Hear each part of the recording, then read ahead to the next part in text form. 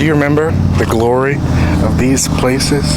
Malls, the last great American frontier. When you were a kid, you used to clamor to be able to go to the mall, to go play, to go experience the food court, to go to your favorite stores.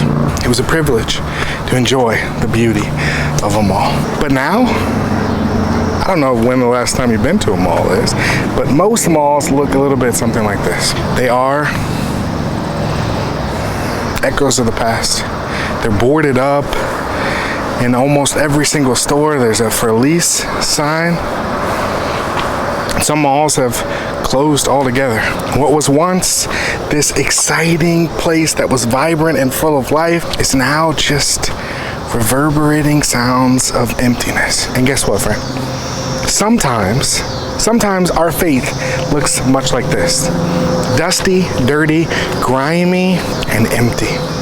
I mean, you know how it is. Back in the day, I mean, things were great. You were alive. You had all this passion, all of this energy. You were bustling like the mall was. You were volunteering. You were engaged in small groups and Sunday schools. You were an active participant in everything in the life of church. And in that place, like your prayer life was good, you were reading scripture, and worship was your jam. You were all in. This thing was so alive, it was like lunchtime at Chick-fil-A. But here's the thing. Now, it looks like this.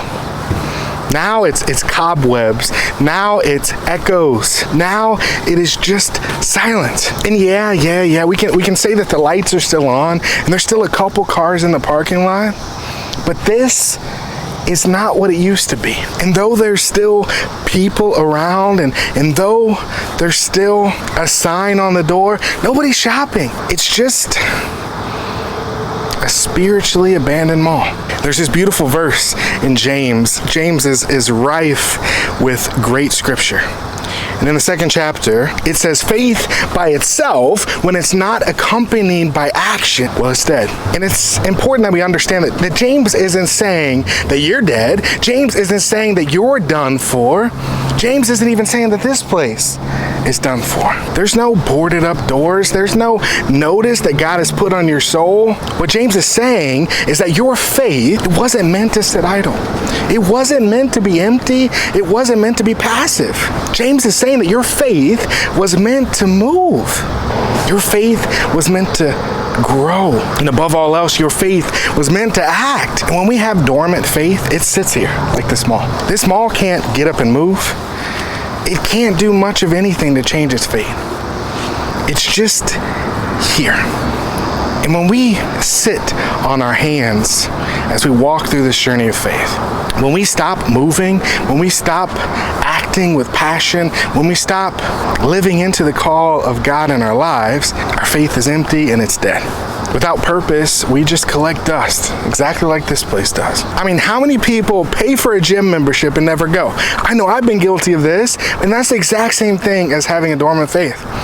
Why are we expending this energy and paying for this membership if we're never actually going to participate in the life of the thing? I mean, you got the little tag on your keychain, but it doesn't mean anything if you're not putting in the work. It doesn't mean anything if you don't actually show up. And so as I drive past this mall and I see this sad state of what we used to be and what we are, it makes me wonder what we're willing to do to change. It makes me wonder if we're willing to put in the effort that's necessary for us to reopen the doors to our spirit. And it all starts with showing up. First, we show up for ourselves, and then we begin to show up for people, and somewhere in the midst of that, we begin to show up for God. And it doesn't have to be big or grand. We don't have to throw a grand opening welcome party. All we have to do is start. And the beautiful news, the good news, like the gospel, is that God's not done with your faith. God isn't ready to pack it in and bulldoze the place. God is in the business of revival.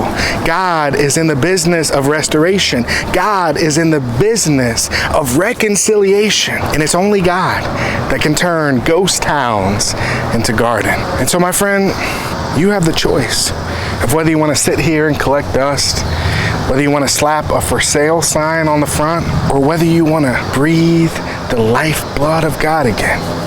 And if you're willing to move, if you're willing to act, there can be revival in your life. Your faith isn't dead. It's just waiting for you to flip on the switch. Thanks for tuning in, friends, and we'll see you next time. These are your talks, Tatum. This is the hope of God set free. These are your talks, Tatum.